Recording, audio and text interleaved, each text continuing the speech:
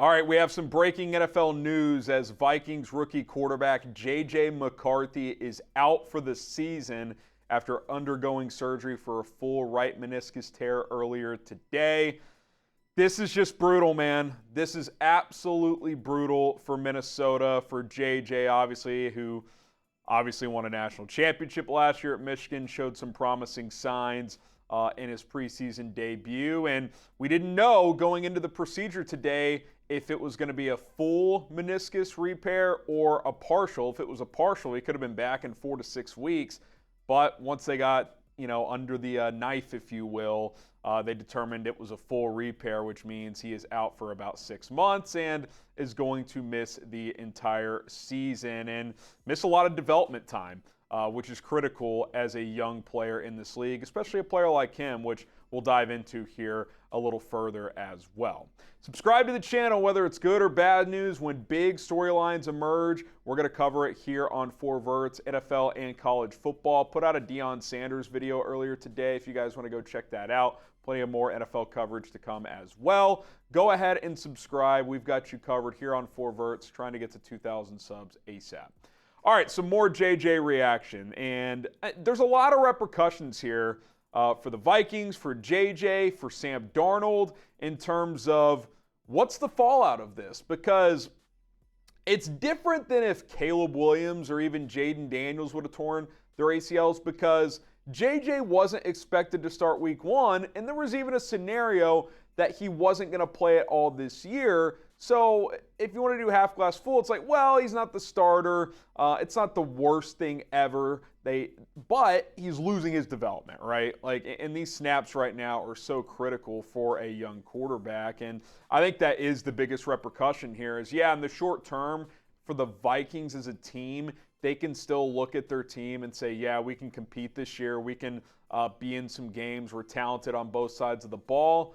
But you drafted J.J. McCarthy, who, along with Drake May, most analysts and experts agreed needed the most developing in the NFL.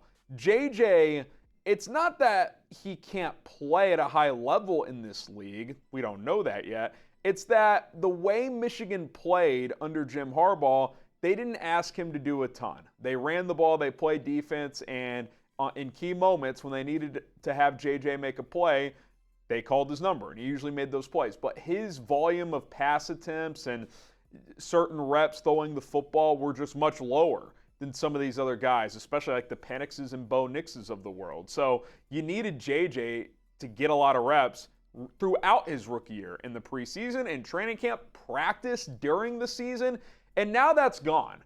Now he's gotten, OTAs, minicamp, a couple of weeks of training camp, 1 preseason game, and he's not going to get a rep for 6 months, and by then the season's over. So he's not going to be able to do any of that until springtime. Sure, he can get mental reps, he can be in the QB room, and that stuff will be valuable, but there's nothing like on-the-field reps. So for a team that moved on from Kirk Cousins to reset a little bit, signed a bridge guy in Sam Darnold, and drafted their future franchise that they're hoping JJ can be, losing his rookie year is pretty tough, regardless of how much he was actually going to play this year.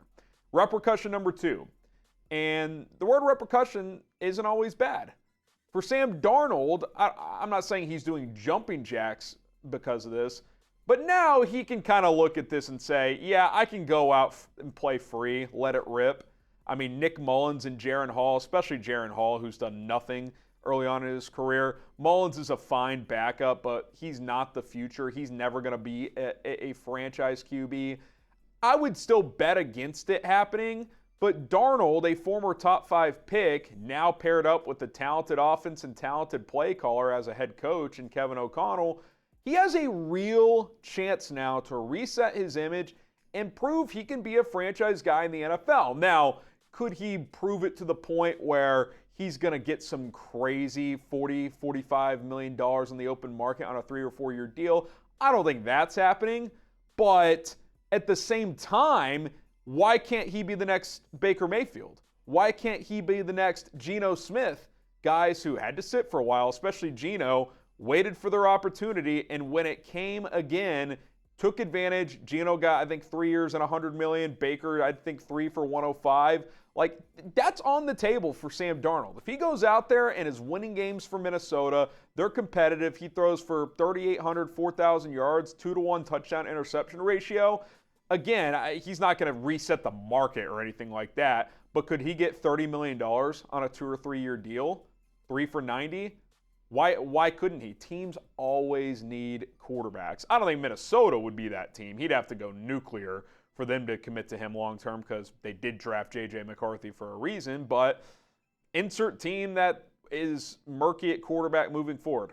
The Raiders, the Giants, the Cowboys if they let Dak Prescott go. Like, there will be opportunities, and if he goes out there and plays like a top 15, top 18 quarterback this year like Baker did a year ago, he certainly could reset his career a little bit and at least be kind of that middle-tier franchise-level quarterback, which these days can get you $100 million pretty fast.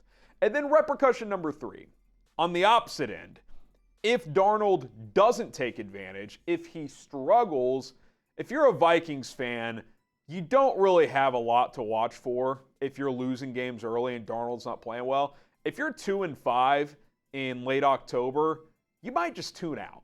And so that part of it sucks because if you're 2-5 and Darnold's struggling and J.J. McCarthy's healthy, well, you got something to talk about, play the rookie. B, they probably will play the rookie eventually in that scenario. And even if you're losing games, you're getting to evaluate the guy that your team took in the first round. Like, there's always something fun about that. Like, if they switch off Darnold, that means they're going to Nick Mullens, Jaren Hall. We saw that last year.